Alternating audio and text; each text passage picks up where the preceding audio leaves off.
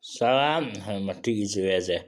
Zəhmət olmasa bu videonu bəyənin və YouTube kanalına abunə olun ki, xaricdə yaşayan vətəndaşlarımız, evdən bayıra çıxmağa imkanı olmayan vətəndaşlarımız, yəni əlilliyi olan şəxslər, hamilə qadınlar, xəstələr, yaşlı şəxslər bu məlumatı bilsinlər.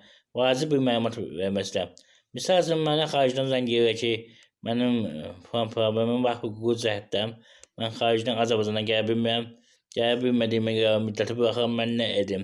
Yəni, həmin problemi həll etməsi üçün etibarnaməni də vermək, səfirliyə getməliyəm və yaxud həmin ölkənin notariusuna getməliyəm, orada təsdiq eləməliyəm, apostol eləməliyəm, ondan sonra göndərməliyəm Azərbaycana ki, məsələn, etibarnamə verməliyəm, mənim məsələmi həll eləsin.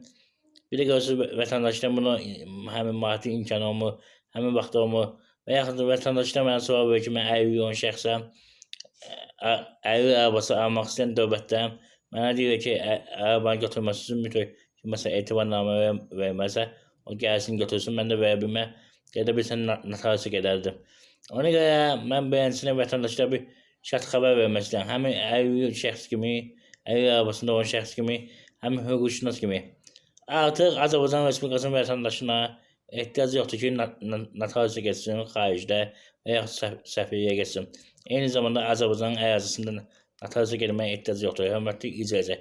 Niyə? Onu indi qeyd edən, zəhmət olmasa dediyim kimi videonu bəyənin. Hörmətli izləyicilər. Azərbaycanın mobil telefonu olan şəxslər, yəni SIM kart belə deyək, istər Azərbaycan olsun, istər Baxsa olsun, istər nə olsun, fərqi yoxdur. Bir də ki, mütləq qaydada Azərbaycan şəxsi vəsiqəsi olan şəxslər artıq mobil notariat kontrolu tətbiqindən istifadə edə bilərlər. Yəni, həmin tətbiqə girirsiniz, onlayn qaydada xaricdə otur Wi-Fi ilə etibarnamə kiməsə verirsiniz, orada gedirsiniz, işinizi həll edir. Bunun üçün belə deyək də, xaricdə səfirliyə getməyə ehtiyac yoxdur, notariusa getməyə ehtiyac yoxdur.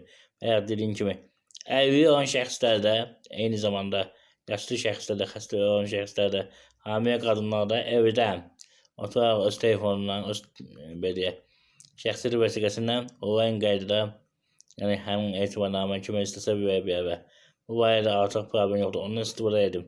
Yəni dediyim kimi, artıq səfirliyə gedəsiniz, Suvangiyə gedəsiniz, ehtiyac yoxdur, hörmətli izləyicilər. Mən şəxsən Zaur Seyidzadə bu məsələni həmin əlil arabasında olan şəxs kimi, həmin hüquqşünas kimi nisbət qiymətləndirirəm.